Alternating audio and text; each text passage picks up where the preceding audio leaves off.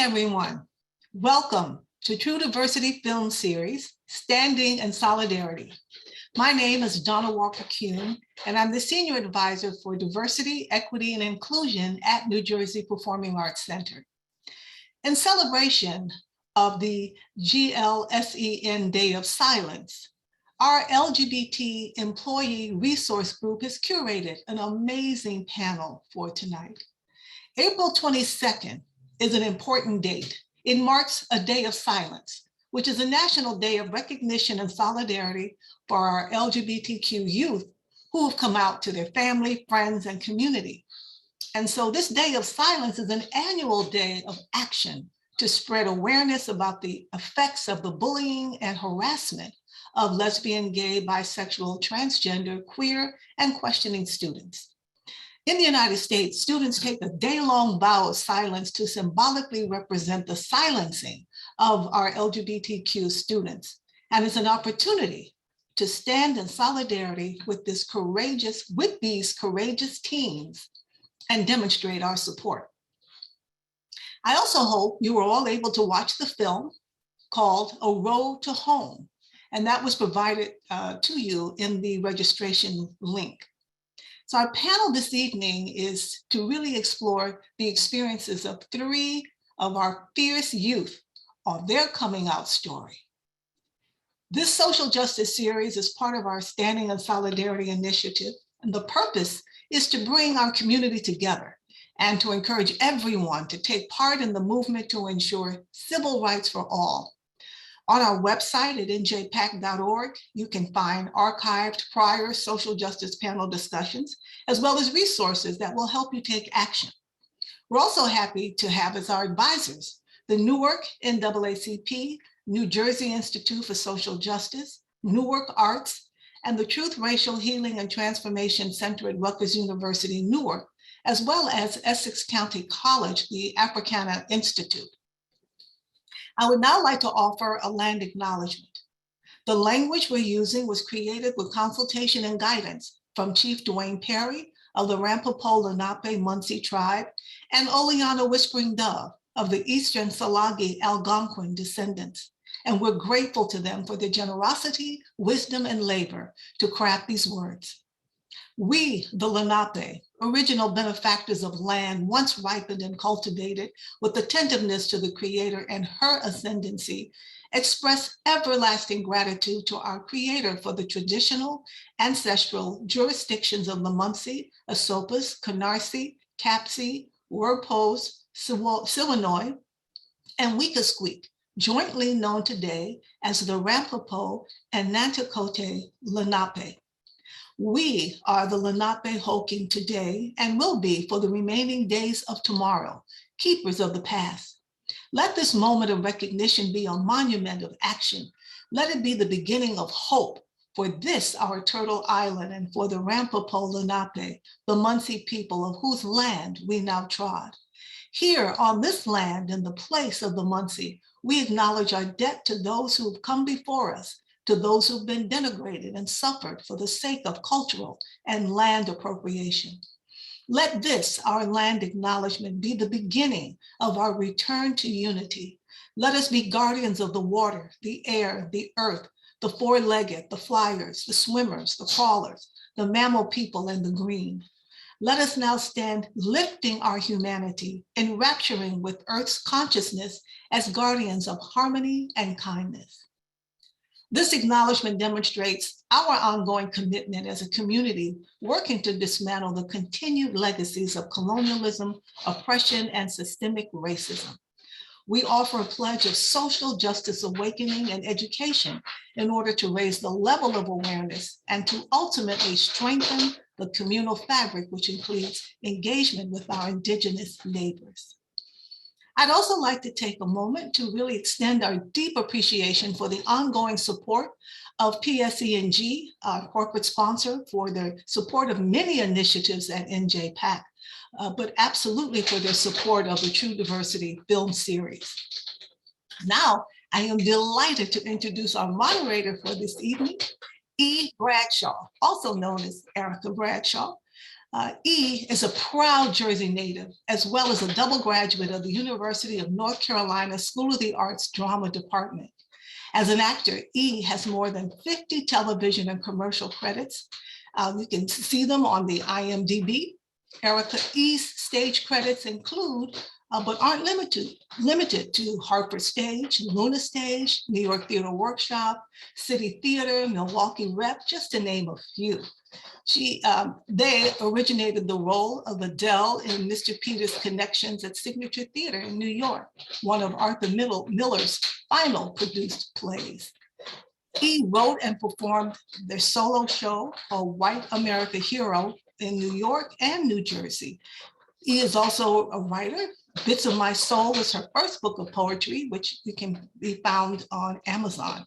And E has spent over 20 years teaching students from Los Angeles to New York and many places in between. But we're really excited that E is also NJPAC's Director of Theater Arts Education. So we get to benefit from all this brilliant expertise. Welcome, E, and thank you.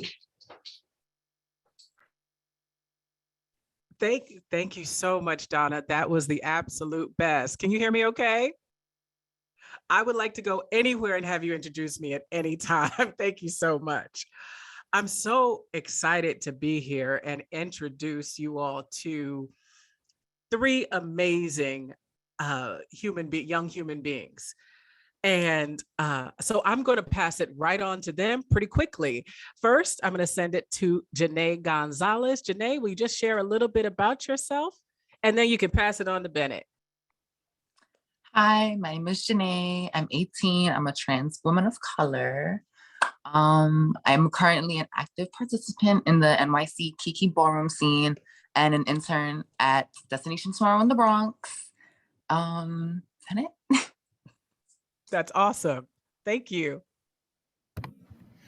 Hi, I'm Bennett. I'm based out of northern Saskatchewan. I use they, them pronouns. And I am predominantly a musician and student. Thanks, Bennett. Hello, I am Courtney Hall. I am from New Jersey, Springfield. I am bisexual and I use she, they pronouns. And I am studying at the magnet school to become hopefully an engineer.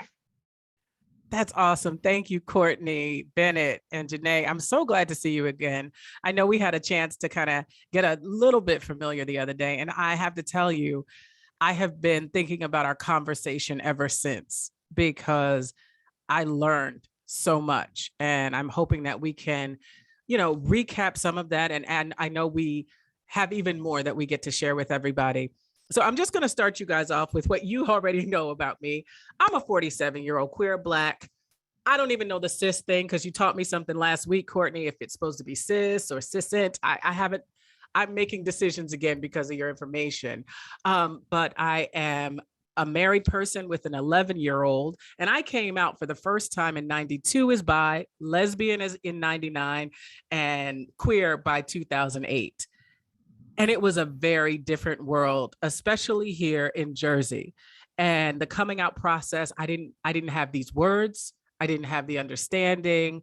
It didn't even seem a possibility to live the life that I'm living now and being married and having a kid. And I'm wondering, my first question to all of you is, please tell me it's easier in 2022 than it was in 1992, and how for you it may have been easier. How about you jump in, Courtney? So I've actually never had any apprehensions about it. My parents always, from when I was very little, they taught me about how men can marry men and women can marry women, and I didn't even think anything of it at the time. So when I finally figured out that I was bisexual, I had no qualms about it. I easily came out to my entire homeroom class and then to my entire TikTok account. That's awesome.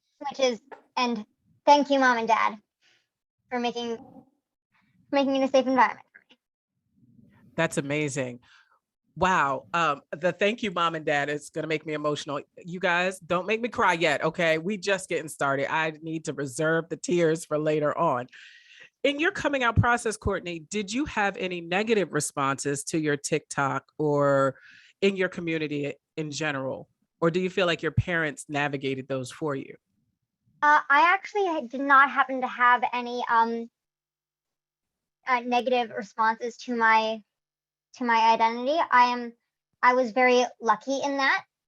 I was very lucky to go to a school where no one hated like gay people or bi people. I was lucky to have parents who support the LGBT community, and I'm just very lucky to be in the environment I'm in, and part of the reason I'm here is because I want everyone else to be able to have the experience that I had. Carefree, fear-free, no worries about what might happen if they come out. That's awesome. Thank you, Courtney. Wow, I want that too. I think that's an amazing goal, and hopefully that our talk today gets us there. Thank you. Bennett, how about you? Coming out in 2022 as opposed to 1992. Well, so I am gender nonconforming and pansexual, and you know, don't make the joke, but Wait, what's the Latin. joke? Pansexual. The joke is kitchen appliances, which is not true. Okay. It's Okay, Latin. got you. Thank Yeah, you. Would just- you tell us what pan, the definition of it, to Well- the best of your understanding? Yeah, so pan is kind of, I mean, it's all really it's kind of it's kind of above it's kind of like attraction above the concept of gender. It's hearts, not parts. That's what I've heard people say when they're talking about their like connection to their sexuality as being pan, and I love that. Hearts, not parts. yeah, it's kind of like from my experiences, it's that I don't really experience I don't experience any physical attraction before romantic attraction. Okay. If that makes sense. Right. It's like, yeah, but hearts, not parts. And as for gender nonconforming, I've just kind of always been I've never really wanted to be put in a box like that. So yeah, as for coming out, my parents were very supportive. I basically said, I think I want to use they them pronouns. I don't know, but I'm not straight. And I kind of just got it. Yeah, we knew from both of them. So like a lot of support at home. Less support in this community. Like I said, I live in northern Saskatchewan in a very rural area, very conservative, and I've gotten a lot of harassment and abuse, and it sucked. But I'm sorry to hear that. yeah, it's like that's why I'm here. I want it to be a normal thing for queer representation in media. Like people don't freak out if there's a queer character or if they have to adjust and not assume someone's pronouns, not freak out when someone says, "Hey," I don't know. It's that these discussions are really important for normalizing queerness, not normalizing like taking away from people's identities and people's struggles and but just making it so that people who are queer don't have to not know what's going on, like people can just enjoy media. It's that representation is so important, I think. Absolutely. Sorry, I'm rambling. No, it's okay but to not be othered. I understand. And you're not Yeah. rambling at all. You got it, so it doesn't sound like it's been the smoothest process, and you dealt with some horrible issues as far as, your coming out process. And I think that moments like this will help. It has been slow, right? And we want it to be faster, because slow progress, when it still hurts, is not really helpful to the people that are hurting, right? So I think this will help, hopefully faster now, because we have the internet. Mhm. Thank you, Bennett. So Janae, Yeah, no problem. And I'm always happy to talk about myself if anyone's got questions. I love that, Bennett. You'll be talking about yourself a lot As, more. as am I. Awesome. All right, Janae. So coming out in 92, I know you weren't even a twinkle in the eye at that time, but you can imagine coming out then and coming out in 20, where are we? See, I don't even know the year, 2020s, or when, if you don't mind sharing, when did you start your process? Well, it's a long journey for me. I feel like coming out or experiencing queerness for me personally was like from birth. You know, as a child, I always knew that I was meant to be female or in a female body. Like I always knew that I wanted to be gendered as female and I wanted to be treated as a woman and treated as a girl and respected in that way and not have people, you know, not see me the way I saw myself. So I'd say the first time I came out as bi in like middle school.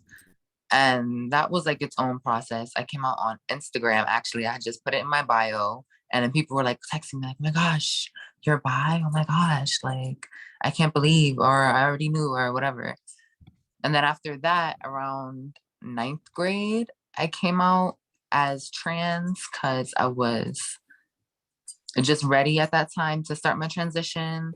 And I had also came out on Instagram and I basically just said like, you know, if you don't respect me, if you don't respect my journey and what I've been through or treat me the way I want to be treated, then you're just not going to have access to me, which is kind of harsh, but you know, it's kind of a thing you have to deal with when it comes to experiencing queerness. Can I ask you a question I know you're going to continue. I have a question.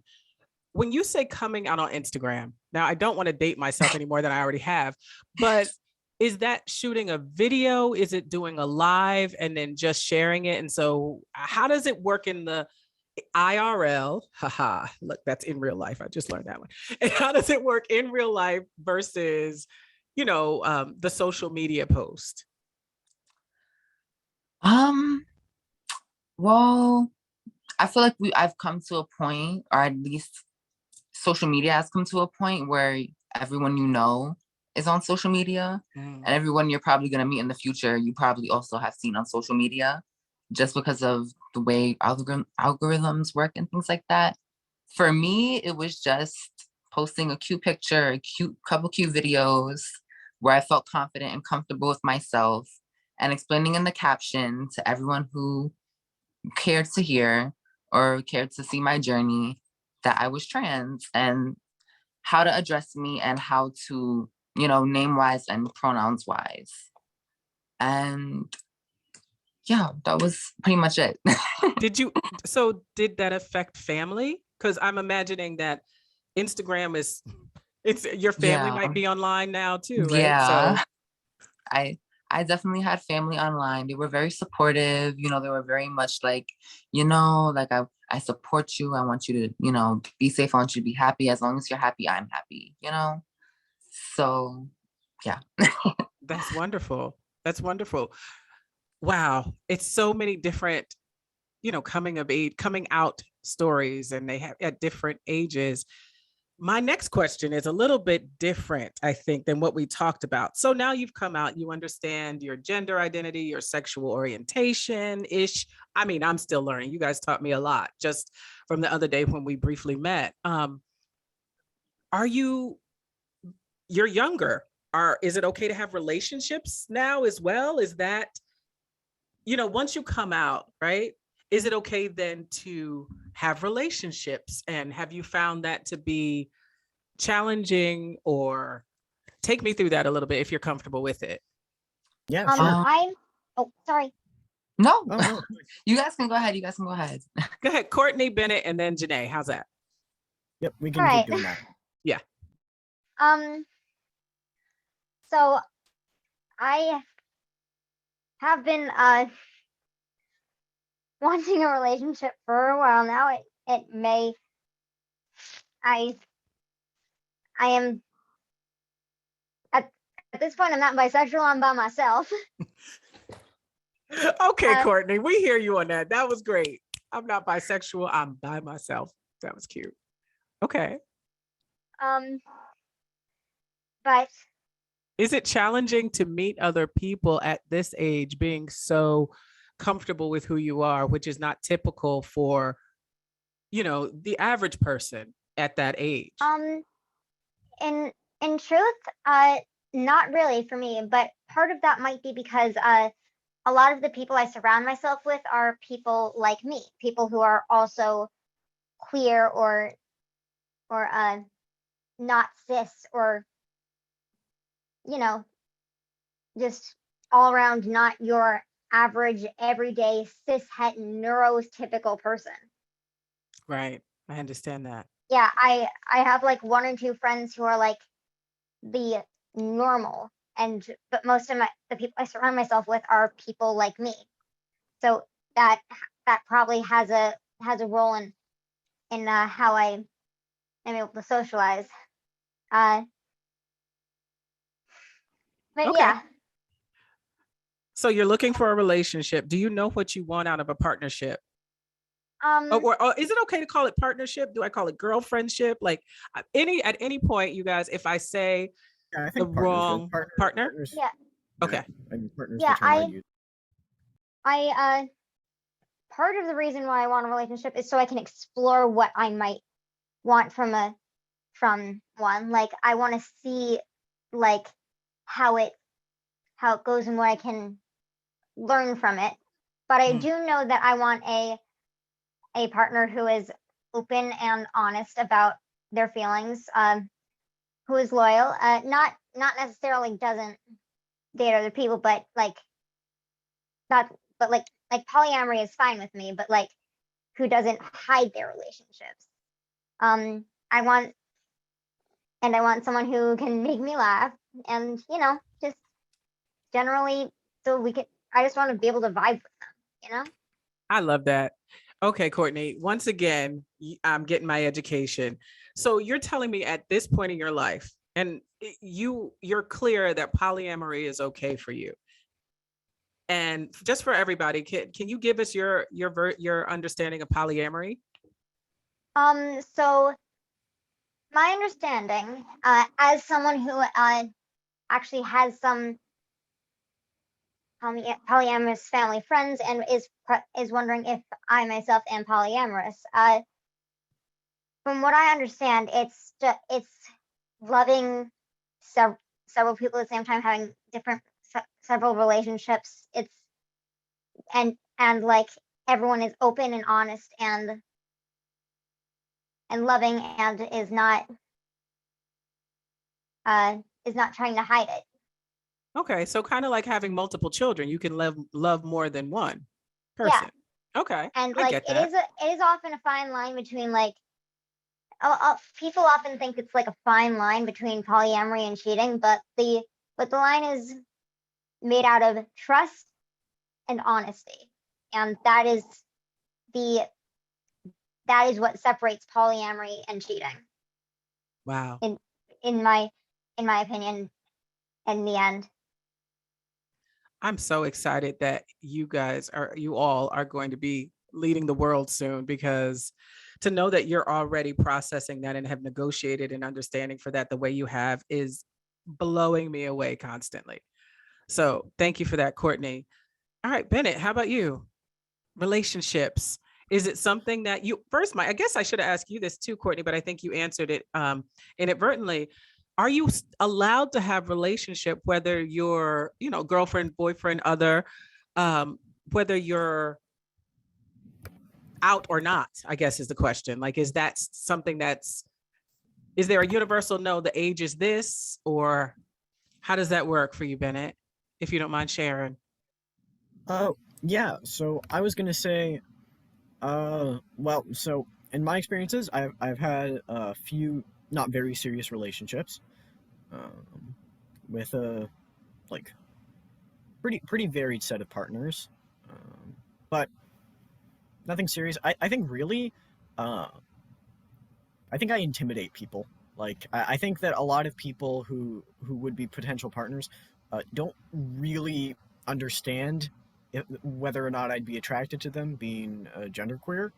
Um, like I think people kind of just see like they see that or like they understand that I'm queer, but they don't bother to figure out how. So they don't like. I think that even if people are attracted to me, I think that they're worried about actually acting on anything, or like I don't know. Part of the issue is also that I'm very frank, and I'm also very oblivious. So being pan, I'm not going to be remotely attracted to anyone who doesn't like say that they're attracted to me first. So that combined with the fact that I think I intimidate people into not, or like people just feel scared to approach me, I think. Okay. Okay. So I you don't think believe that this level of knowledge of self-awareness can be really intimidating for other people? Yeah, like I was gonna say, like, I think I'm more comfortable in my own skin than a lot of my peers. Yeah. Like, I guarantee you are. I guarantee you are for many. So it might be a little frustrating for a while, just until everybody gets closer to being on the same page. yeah, it's like I've never been in a physical relationship, like remotely physical. Like I've been in a few very very slow, very short-lived relationships where nothing happened. Right. And it's, it's My like I don't really feel an answer, not an answer. I don't feel an answer. It's like no, but I don't feel like a major need for a relationship. It's like kinship. That sense of kinship you get from a partner is really nice, but it's like I don't know. It's also that being pan, like the way that I see relationships, I think is different from a lot of people, because it's like well, it's that not having any like sense of physical attraction in the mix, if that makes right. sense. It It's does. like it's really, I care about people. If someone was attracted to me and they wanted to be in a romantic or physical relationship, well, they need to tell me directly, because I wouldn't be able to tell if they were flirting or not. But then, like, once I really got to know them, that's kind of like. So also, it's funny. So I'm not on any social media, which I think does affect dating and stuff, because no one could discreetly be like, "Hey, want to go on a date over like an instant message or something?" Because no one uses email anymore. I mean, snarky, but. I got things to learn. I'm gonna be calling you guys up afterwards, like help me out, because wait, no one's using email. It's shocking, yeah. Like, I don't know, but yeah, like I don't have a phone, so I'm not on any social media. Okay, gotcha. There's a But lot of anyway, peace in that, I bet. yeah, there is. Like, I have a Twitter account I use for business, but that's it. Awesome, gotcha. Thank you so I use much, that to Ben. plug my channel, which I'll plug later. But yeah, just with I don't have that much experience with relationships, and I think I intimidate people.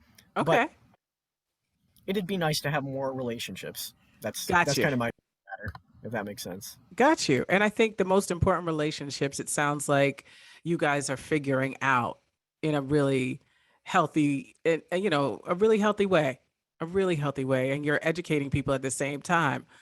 So, Janae, you're definitely a little bit, and I hope it's okay to say a little bit older than Courtney and Bennett.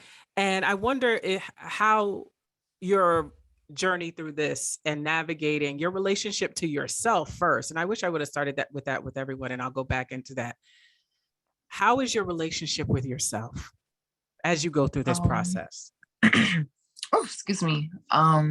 Yes, I was definitely gonna mention, or I was hoping to mention, like, I feel like in a queer space, well, this goes for anyone, but especially for queer people, considering the trauma that we do have to face just for being queer or for being people of color or whatever the case may be, I feel like it's very important to understand your own relationship with yourself and how to love yourself Mm, and how to take care of yourself before you take care of someone else.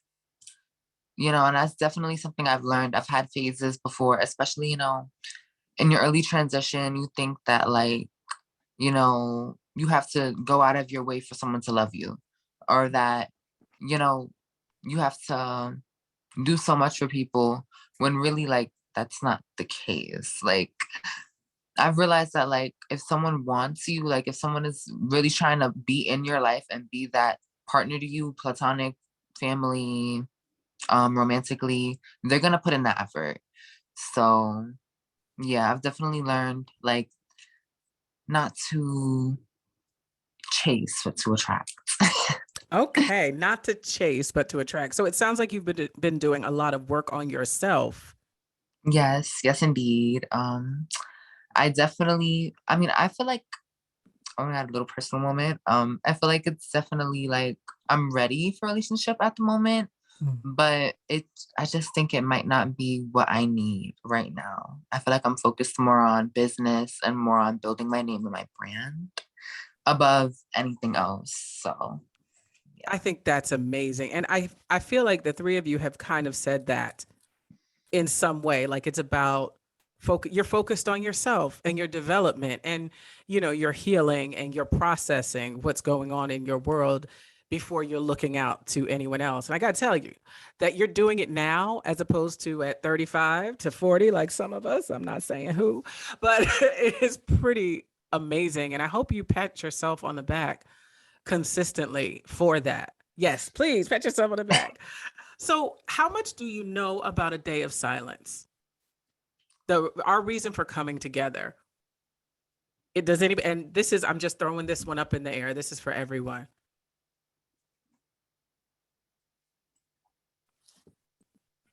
Okay. So the day of silence, let me pull up my info sheet here. If someone has it in the chat, they want to send it really fast. You know what's so funny is that I feel like I've been there and lived through so much of this, but I don't know how to put it all in words.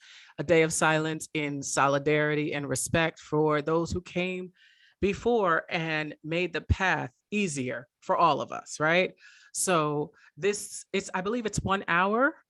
I believe it is 1 hour where for all, and especially for those who have been silenced and their voices have been snuffed out. For me, the first case that I was ever consciously familiar with was Matthew Shepard on a big global stage. And that was tremendous to go through. Have you guys any familiarity with the Matthew Shepard case and that the quilt came kind of from that? Okay. I am really getting older, guys. Okay. I got to get my game together. So towards that end, can you give me a little insight as to what is going on? How are you, because you're talking to me about the internet, social media, that you're not using email, but I also don't see, you know, we've been in a pandemic, absolutely, but where and how do you socialize in person nowadays? I know in Newark, there were a few gay clubs that were torn down to, you know, make new buildings. So a lot of the gay spaces in Newark and Jersey that I knew are no longer there. Are there social spaces for you? I mean, social in-person spaces for you? Not really. No. In my experience, like there's not a devoted queer physical space anywhere in my town. Like, not that I know of. Okay. Yeah, I That know is that most sorry. places do, but I'm just in an area that's so rural that there isn't one. Like the closest would be the QSA, which provides a queer space for an hour a day, once a week for maybe 20 people at most. So, yeah, Wow. on And would school. that be the Queer Student Association? Yeah, the Queer Straight Alliance. Queer Straight Alliance. Okay. Thank you. It's the, for some reason it's actually officially called the GSA, which I find strange. Yes, we have that in my school. I am a member. We hosted a day of silence on Friday 3 weeks ago. Yeah, I think you said last Yeah. time it was on the 8th. Yeah. And is that a space that you feel that you guys can gather, drink soda pop? See, I just did that one on Yeah. purpose, Oh, guys. actually, there is a Yeah, PT. I forgot. we feel, I personally at least feel very safe in there, even safer than I do in most spaces, which is saying something. Because everyone there is like me. We sang karaoke one time, and another time we made bracelets. It's just a fun place where you can be and interact with other people like us. And every month we put up a bulletin board full of LGBT information too. So we Wow, get to spread information as well. that's great. So the school is supportive of making sure you all have a safe space. Oh yeah, there's a pride flag and pride flag sticker in like every other window. That's awesome. Yeah. So yeah, the school is very supportive. It's just that a lot of the students aren't. So like, for example, lots of Explain, posters yes. get torn down where I am.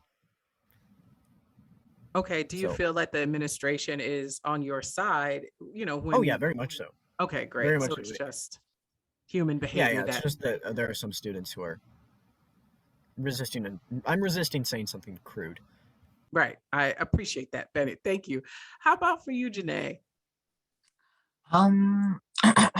Spaces Excuse me. outside of the no worries. Spaces outside of the virtual ones.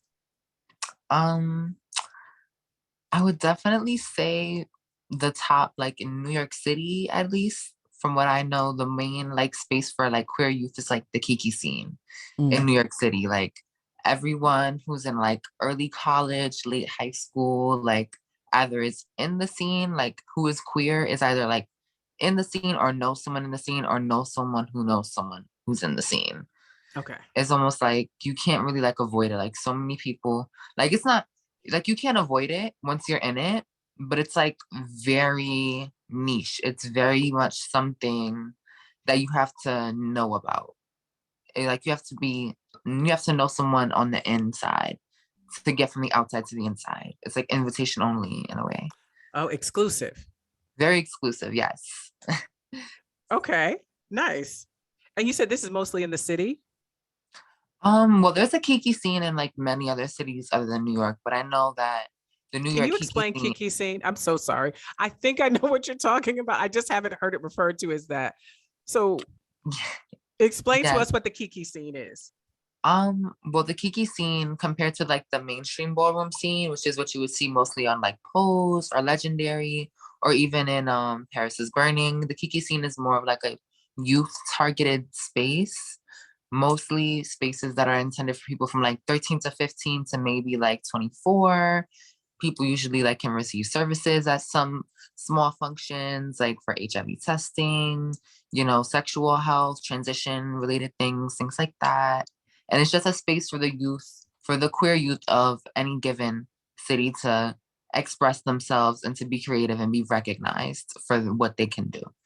That's awesome. So basically, let me make sure I'm paraphrasing this and understanding this correctly. Basically, you said to the mothers and to the old kings, of which I guess I'm now in that thing, that we love y'all. The balls were great, but we're calling it the Kiki, and we're going to add some youthful spirit to it. Is that kind of what we're looking at? Yeah, love somewhat it. like that. I mean, I'm new to the Kiki scene from now. I'm only been walking or like participating since about August of last year. Oh, so you do walk. I do walk, yeah. And for everyone who doesn't know, walking is, Janae, will you tell us? Walking is competing in a category which would be things like face, realness, runway, Vogue Femme, female figure performance. Anything where you can show your talent and win a prize is a category. And to participate is to walk. Yes. And NJPAC is having one soon too. So yes, go ahead. Yes. I'm sorry to And I interrupt. just want to say the Kiki scene and the ballroom scene, like the mainstream ballroom scenes, are like two separate scenes. They're not like they're not like together. They're one is for like most people start out in the Kiki scene and they branch off into the mainstream scene. That was a wonderful way. Thank you for putting it that way. one of the other things is, as summer's coming up and we're turning a corner, hopefully, on this pandemic, what are you looking to experience with this summer that maybe you haven't been able to do in a couple of years because we've been in the height of the pandemic? As far as participating in kiki balls, being more with your peers and like-minded, friends and family. Is there a plan for it? Well, for me Yes. specifically, Go ahead, Okay. Janae. We'll start with you. well, I plan on, well, I haven't been walking for a little bit. This is a little personal, but I've been walking for a little bit. I plan on walking again pretty soon. You guys will see, when the clips come out. I'm not gonna say too much. Okay. And I just really wanna, for me personally, I just really wanna walk consistently and really get my name out there and build myself as someone who is known in the scene and to get my credibility. That's awesome. Please keep us posted, afterwards. Make sure you send us all the info so we can support and share it with everybody. Yes, I will. How about for you, Bennett? Any fun summer plans? Any Pride events that you're planning to go to or be a part of? No, don't really have access. And I think that's actually, like, access is a really big thing. Like, the QSA it does have some support from an organization called Out Saskatoon, but also I realized I answered one of the questions that was put to the Q&A as I didn't really have that much of an online community, but I realized that's not true, actually. There was a digital queer summer camp that I attended a couple years back. That was fun, but it was just kind of a summer camp. And it was a digital queer summer camp. Yeah, I think it was called Firefly with all Ys. Wow, that's amazing. It was a lot of fun. What did you guys do? Arts and crafts, a little bit of queer history. There was a D&D thing that I judged harshly, but Dungeons and Dragons, for all of you who don't know, one of the most amazing games ever. Okay, go ahead. Newer DM, so I just kind of shelved my arguments, I understand. Yeah, I understand. But yeah, no, it was fun. But yeah, like, kind of not that much. Like, Pride Parade, the last time I heard about one getting held was like 2019. And I wasn't able to go because I wasn't a super active member of the QSA. So Right. that was Okay. that was a complaint I had with the school for saying, oh, you didn't attend 80% of the meetings, so you can't go to the Pride Parade. It's like, I don't think that's how providing support for students works. Yes. It's like, it was especially frustrating because that QSA was vastly inferior to the one at the high school, because it was run by and attended by like 90% straight people. Okay. And you know what? You're leading me to a question, Bennett. Is that an issue for all of you? In the sense of queer spaces being taken over by non-queer participants. Is that something that you experience? Because that's always a question. Yeah. Yeah. Well, so my issue with the QSA having almost 90% straight people, it's not that it was straight people who were being allies, it's that it felt like they were less being allies and they were just looking for a gay best friend. Okay. And I mean that in the most rom-com stereotype sense of the word. It just felt like they weren't really looking to be supportive a lot of the time. They were just kind of looking for attention. Gotcha. And that bothered me. But I mean, I'm being snarky, but yeah, that was kind of my issue. Like, I have no issue with like people being allies. It's really important to have allies who know what they're talking about. It's just that these people these people specifically kept overriding me on things I knew a bit more about than them. I can understand that in so many ways. Yeah, so it's kind of like, well, here are my experiences. And then they'd say, no, we don't want to hear about your experience. It's like, then why am I here? Why are we doing this? There's one other queer person here and you've told them to shut up too. Like, what's the point?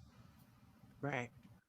Okay. So that was frustrating to have happen, but that's that was a long time ago. But yeah, it's kind of, I think that now at the current QSA, it's kind of the opposite problem, because everyone there is queer, and there like proportionately there aren't very many people getting getting things like running, because like just not that many numbers, like maybe 20 students, which is pretty great considering it's a school of like 600 at most. Right. Wow. Or at Okay. least Is there a great, is there a pride in your town or in your, I know you're further from Saskatchewan.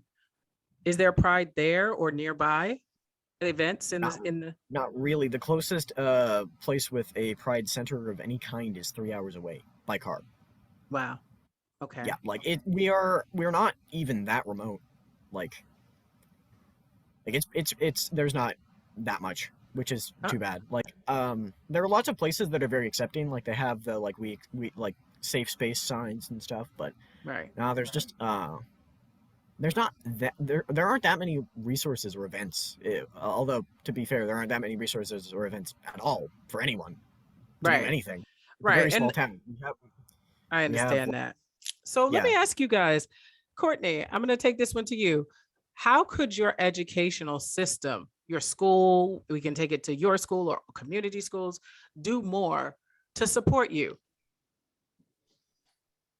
Well, again, I'm going to say that I feel very lucky because the school that I attend is very LGBT positive.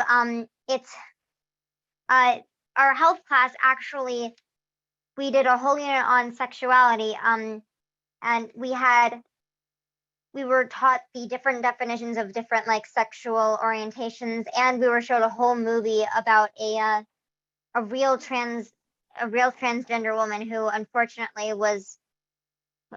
did not survive due to not being cis.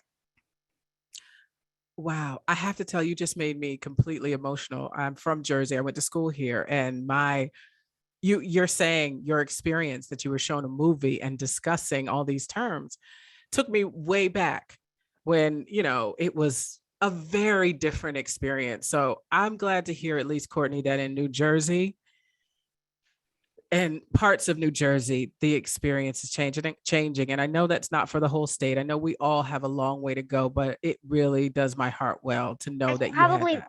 Oh, sorry. No, please go ahead. It's probably partially due to the fact that we are like a specialized school. Like you do have to like test again. We are one of the top schools in the country, so like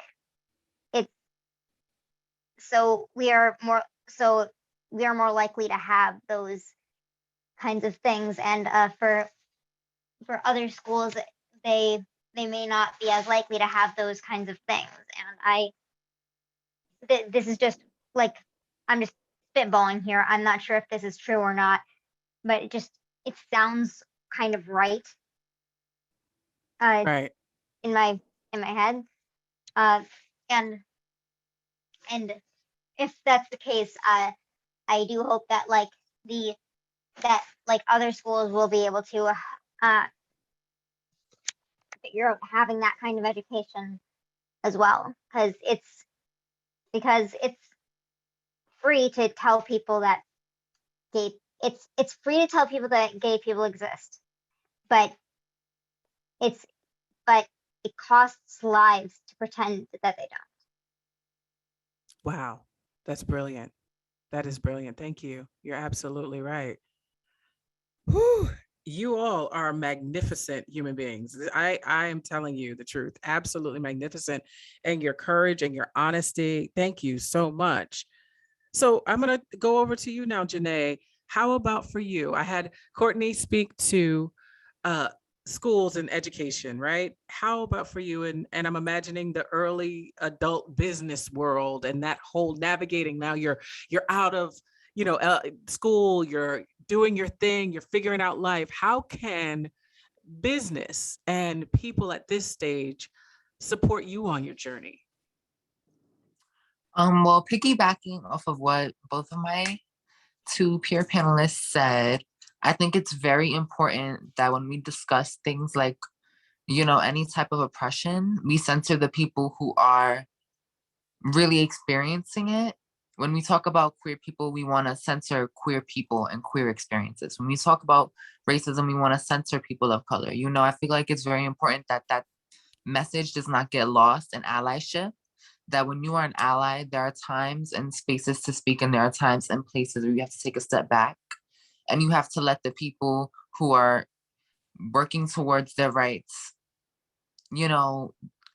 self-determine and make for themselves and show for themselves what they want, because no one is you can't live a queer experience. You can't explain a queer experience if you haven't experienced queerness.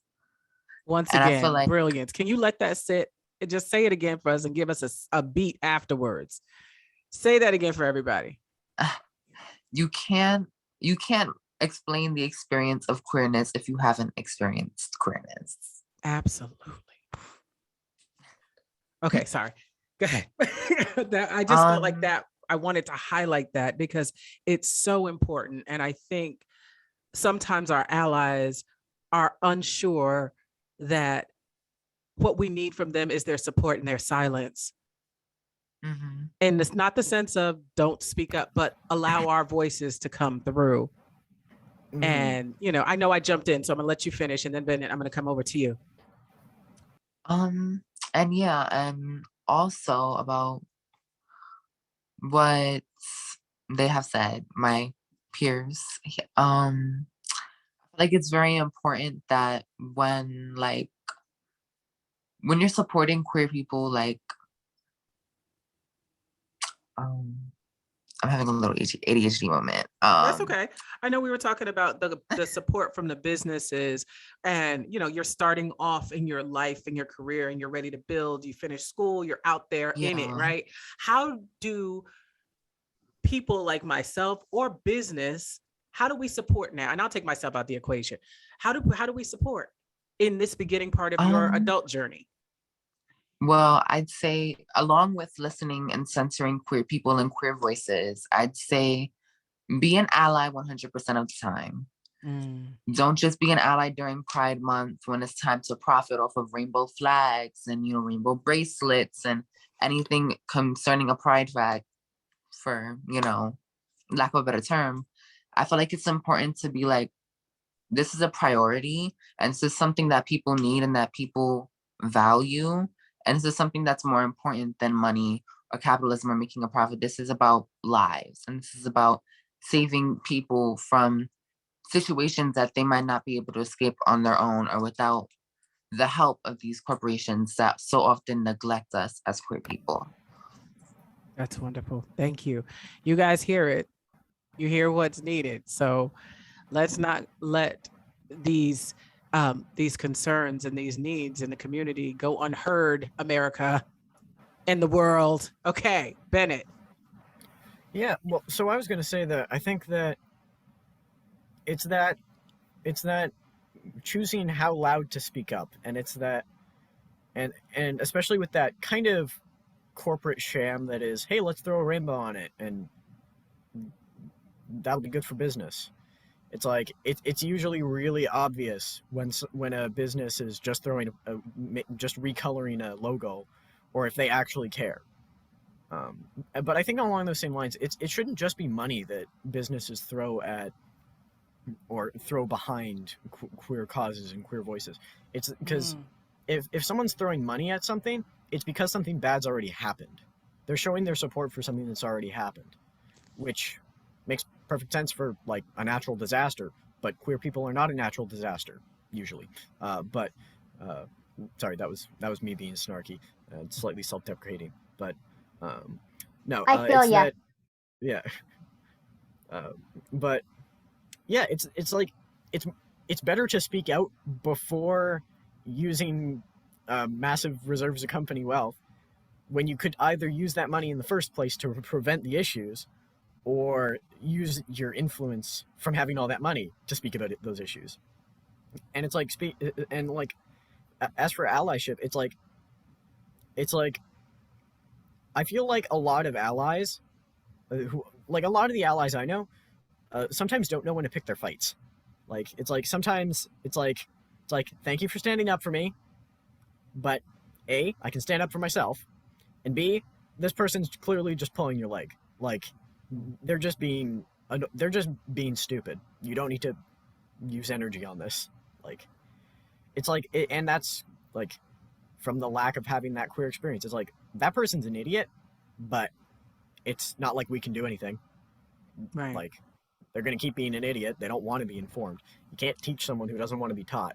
So indeed. So towards like, that I'm end, just gonna... how do you, oh, sorry guys, my cord came a little, I'm sorry, did I interrupt, Bennett? Oh, sorry about that. I want to know, what would you like to be different for your kids? So if you can, fast forward 20 something years, right?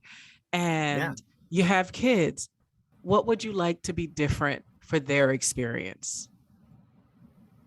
Well, I wouldn't say that specific, I don't necessarily live in fear, but I kind of always have my guard up. Like, because like a lot of this is talking about coming out, but using they, them pronouns, I come out to almost everyone I meet.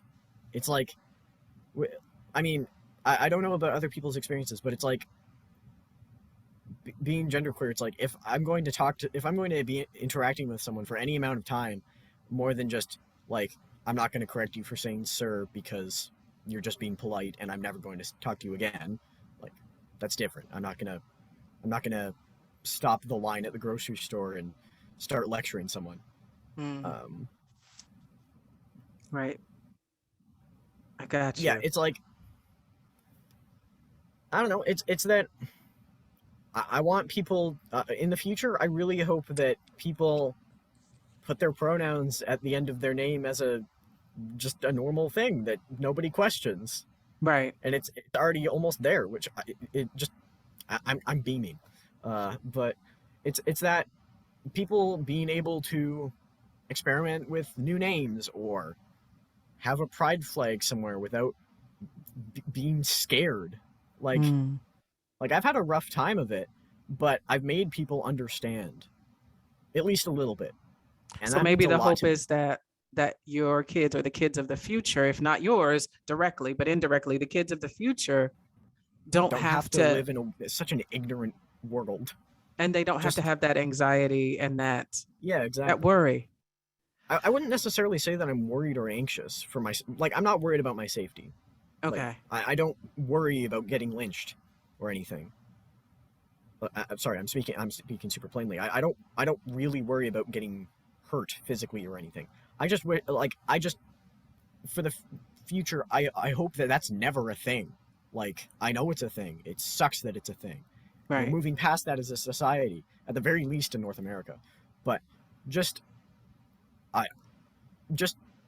by extension, I hope that in the future, people are able to be as comfortable in their skin as I am in mine without having to fight for outside influences dampen them. It like I'm I know that I'm stubborn, and I know that I am determined, and I know that I am objectively brave for being honest and myself every day, all the time. Right. But it's tiring, and it shouldn't be. And that's what I want people to not have to experience. I want people, I hope that my kids, if I have kids, are able to just be who they are. To just have kid issues. Yeah, exactly. Without having bigotry be something to fight. Right. Because it, you want is so stupid. Wasting energy on saying things that are obnoxious and vile for no reason other than attention. Right. I'm gonna cut you off for 1 second because I know our time. I don't know where the time went. I'm just looking. I'm like, whoa, it's already 8. But go ahead. I'm so sorry. You said so. You all say so many powerful things and so much for us to learn by. I want to make sure I get that answer from everyone. So Courtney, I think you were going to jump in. As you look forward 20, 30 years down the line, what would you like for kids, your kids, if that's your choice, or just kids in general, to have different than your experience? For one thing, first, one thing I kind of agree with what Bennett said. Like, I want my kids' concern to be what shape of dino nugget to have for dinner, not will I be attacked for being me. You know? Yeah. I want their concern to be, should I put ketchup on my nose or not? Not. I think they're gonna decide on the ketchup, but I feel you, Courtney. Thank you. Rather than should I tell these people that I am non-binary, or will they hurt me? Right. Right. Yeah, it's that feeling of Janae. otherness. Right. The feeling so you, and I think that's what I'm hearing. The feeling of otherness is something that you hope that the future kids don't have to experience in the same way. Yeah. Also, Yeah, it's like I want to also add on to something Bennett said earlier about the straight allies often jumping in where they don't need to.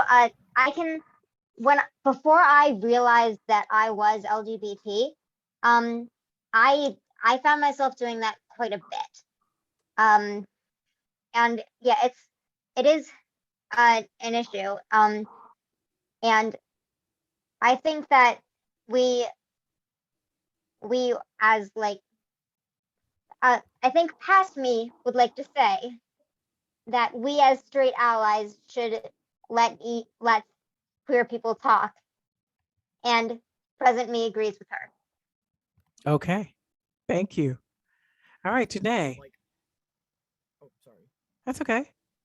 Janae, go ahead. Hello. So as you look forward, I'm sorry, I caught you in the middle of the drink. As you look Yes. forward, the kids of the future, what would you like to be different?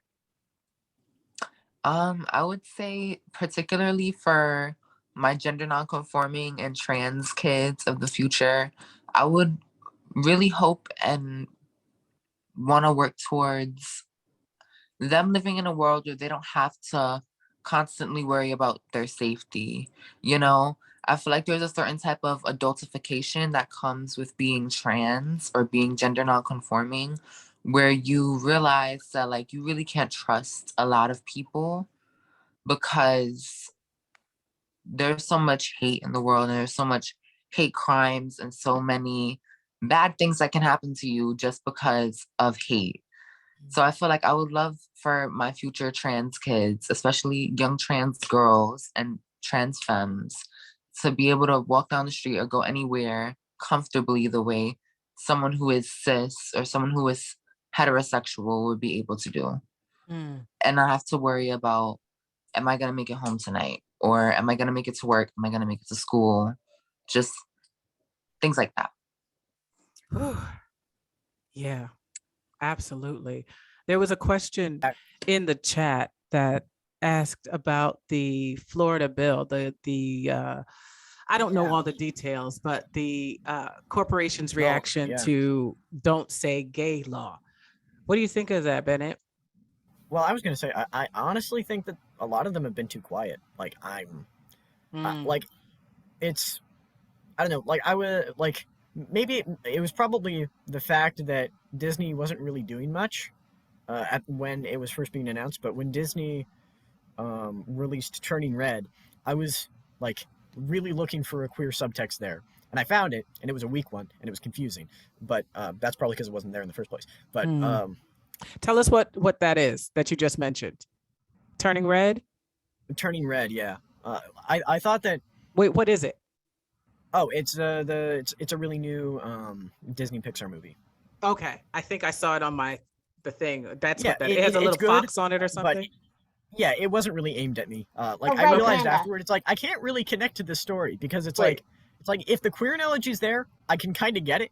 But if it's about like, it's like I'm just between the two windows of young enough to watch it as a kid's movie or old enough to catch most of the reference jokes. Gotcha. Wait, Courtney, I think you were saying, what is it? You said it's it's a red panda. Yeah, red panda. The girl turns into a red panda, not a fox. Oh, sorry. Okay. And that's, I guess I'll have to watch the movie. I'm not even going to ask you to do spoilers. Don't tell me. Okay, It's a so pretty it's good worth movie. watching. I was just gonna say that on that theme of otherness, it's that like I've never really feared, like I've never really had to live in fear, and I'm happy with that. But it's that otherness, and I think that I've used that otherness and that anger at like not having people understand. It's that sense. It's not the otherness itself, but it's the fact that I was actively being othered for a long time. Sometimes just by myself. That I really let fuel me, and it's like I wouldn't be the same person I am today if I hadn't had a lot of conflict and a lot of really stupid stuff happen to me. But it's like what I want is for people to not have to experience that, and to instead have the inverse, not just neutrality or, yeah, sure, I'm not going to actively try to hurt you, but for kids to be accepted, for people to be informed enough to understand. Right. And do you feel that the bill in Florida, the reaction absolutely, to it is coming? Linking back to that, it is the active eradication of representation. Okay. So my question though is there a fear that this is happening in a major US state? Is it coming? Is there a fear that you all have that this is the trend? This is the way the trend is going, which is opposite of all the work we've been doing, right? It's like I said before. It costs nothing to say that we exist. It costs lives to pretend we don't. Absolutely. I mean, I feel like that's, yeah, absolutely. Like, that was actually put, the Florida bill was brought to a question in the Q&A panel, like the tab. And I talked about it like it's really scary that there's this sudden right-wing revolution kind of thing. So many countries are getting like between 2016 and 2018 especially, so many radical nut jobs were getting put in democratic positions of power. Okay. It's like Bolsonaro in Brazil. Like, wait, I'm going to roll you back a little bit, only because, Bennett, I think that if we keep going on that road, we'll be talking until midnight. So I'm going to pull us a little bit back further. I know there's a complete. Sorry, no, it's fine. There's a whole thing going that way. That's what scares me is that, not scares, but not scares, angers. What angers me the most is that so many hateful people are getting democratically elected. These people are managing to get into power, even though they are terrible, terrible people who are incredibly hateful. And it's happened for a while, and people still support these people. So it's not that it's something you're scared of; it just angers you. Yeah, and it's so frustrating, the fact that these people. It's not that they specifically are getting elected, but that the support and the system, the support is enough, and the system is so broken that they're getting into power. Right. And once again, I'm going to reroute us from there, because if we go down politics, that's all I was going to say. Even though, is it personal or politics? That's always the question. And this question, I got a little bit buried, but I want to go back to it. How can an organization support our LGBT youth, and what types of programs would benefit you and your peers, lifting your voices, creating social opportunities? Janae, I know you're talking about your branding and the work you're doing on that. So if you had a 60-second pitch, for instance, I'll give you a few moments to think about it, everybody, as I continue to talk, what would that look like? What would the pitch be? Would it be, I want support by creating safer spaces for elementary students? Would it be about creating more of a sense of a global social community that also met in person now that what would that be from the organizations? If Disney was about to give you $1 million, I feel like I just messed up that whole question, guys. Take that out. If Disney's giving $1 million, that's probably the thing, right? But how could an organization support our youth? How about you, Courtney? For one thing, simply not pretending like we don't exist. That's a huge step in the right direction. Just we exist and it needs to be known. And once you have that down, there's so much more you can do. Like you can help stand up against the people who hurt others. You can help the people who have been brought down get back up. You all just have to start with baby steps. Okay. Start with baby steps. How about for you, Janae? Would you mind repeating the question again? Absolutely. How can an organization right now help support our LGBT young people, our youth, and what types of programs would you and your peers benefit from? I would say definitely for corporations, I would say don't turn a blind eye to what you could help or what you have the ability to make a change in the world. I feel like don't be afraid to speak out on discrimination or injustice that or anything that comes to like legislation. Don't be afraid to lose money when it comes to ensuring the rights of everyone equally, making sure that everybody has the same access to what the next person might be able to access. Like if more corporations were to say like, I'm not going to support these politicians, I'm not going to support these people that are making these legislations that are, banning queer representation and erasing us and our identities, I would say like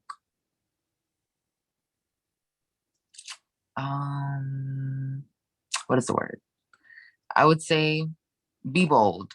Don't be predictable. Be bold. Be bold, don't be predictable. Okay. Is there you talked about being in the kiki scene, correct? I said that sounds so corny. I said that the kiki scene, like I don't know what that is. Yes.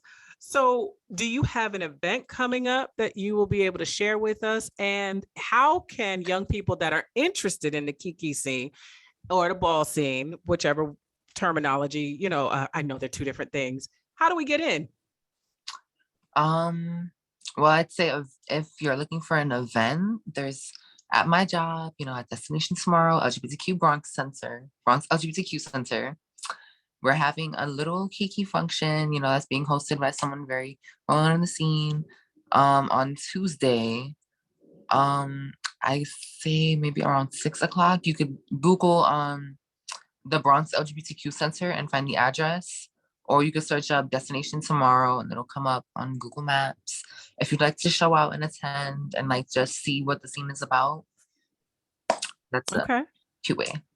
Awesome. There was a comment in the chat here that says it seems like programming, like teen program happens and then drops off at every 10 years or so, and then it's needed again, because there seemed to, and I agree with Robin, who mentioned that there seemed to be a lot, about 20 years ago there was a little bit more teen programming, and now we need to bring it back. So let me ask you, Courtney, what would you like to see in teen programming here in Jersey? Because we're here in NJPAC is here in Jersey, and maybe we're talking to people right now who are on this Facebook who are like, oh yeah, we have space, we have time, we can do this, yay. What would you love to see for teens in your age group to be able to do together?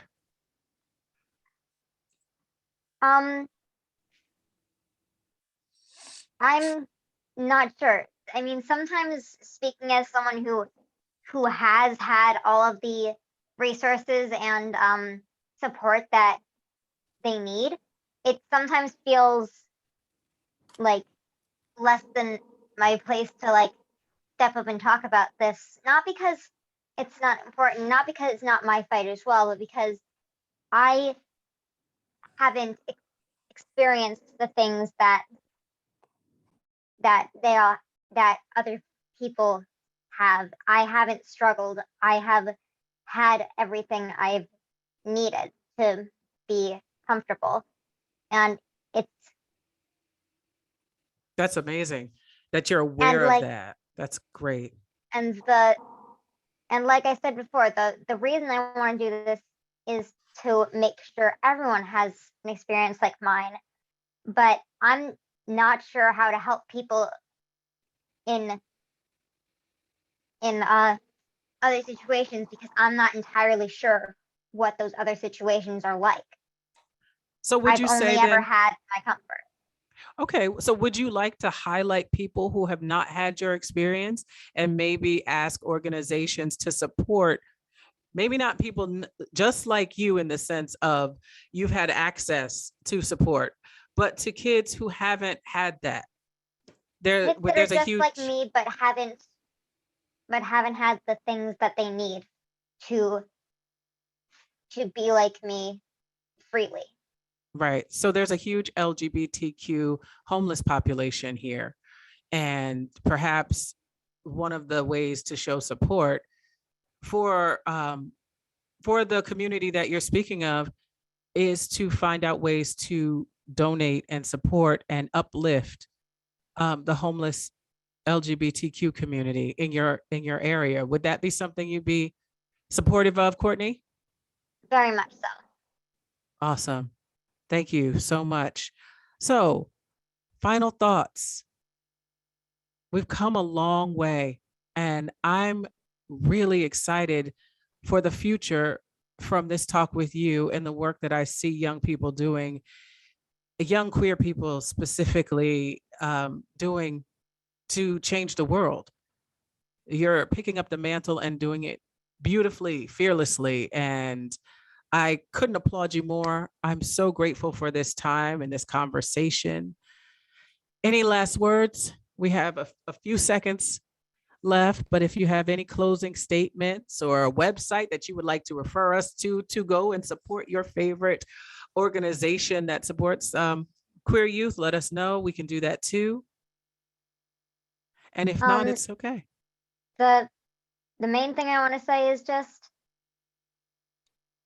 take what we've said tonight to heart and remember it. Absolutely. It costs nothing to save a life. It costs nothing to save a life.